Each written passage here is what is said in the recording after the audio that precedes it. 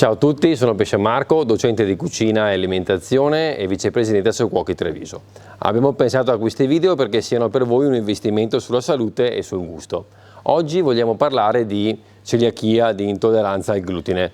La celiachia è una vera e propria malattia, è un disordine dell'intestino tenue e nel caso in cui noi avessimo ospiti che hanno questa problematica, oppure noi stessi abbiamo una leggera intolleranza, ecco che ci troviamo di fronte a dover scegliere se acquistare dei prodotti pronti che siano già privi di glutine oppure prepararci noi qualcosa che sia privo di glutine. Qui dobbiamo capire innanzitutto qual è il ruolo che ha il glutine all'interno della ricetta e quindi che prodotto alternativo devo scegliere per sostituire la struttura che dava il glutine.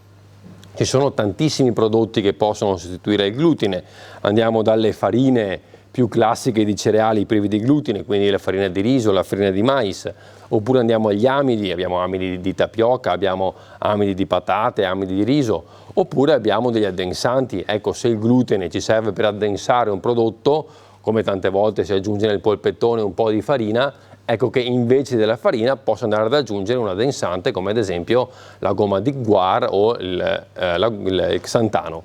Oppure ad esempio le proteine dei legumi, andiamo a usare le proteine dei legumi quando dobbiamo creare delle strutture soffici, ad esempio un pane senza glutine avrà bisogno di quella sofficità data dalle proteine che appunto mancano alle farine prive di glutine.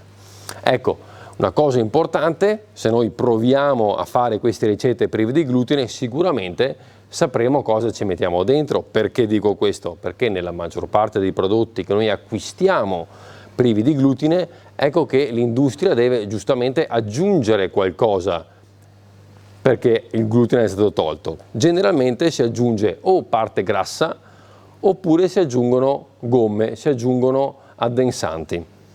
Vi ho portato due tabelle nutrizionali, io penso siano veramente utili le tabelle nutrizionali nelle confezioni, quindi vi invito veramente a guardarle, a conoscerle, perché conoscere quello che mangiamo significa anche rispettare noi stessi. Ecco, nelle tabelle nutrizionali che vi ho fatto vedere, vediamo che in assenza di glutine andiamo ad aggiungere più tuorlo d'uovo. Il tuorlo d'uovo contiene grassi, contiene colesterolo. Andiamo ad aggiungere anche parte di xantana, di guar, andiamo ad aggiungere grassi. E quindi cosa significa questo? Significa che a parità di prodotto avrò in molti casi prodotti che contengono più chilocalorie. Questo ve lo dico perché per consigliarvi e per cercare di fare in modo che anche voi possiate crearvi il vostro prodotto senza andare ad acquistare, quindi risparmiando e sapendo cosa andate a costruire. Ecco, attenzione, dosate bene le quantità di ingredienti. Vedete, io mi porto sempre una bilancia a portata di mano, ormai è uno strumento fondamentale per chi vuole cimentarsi in cucina. Fortunatamente la scienza è entrata anche in questo ambito.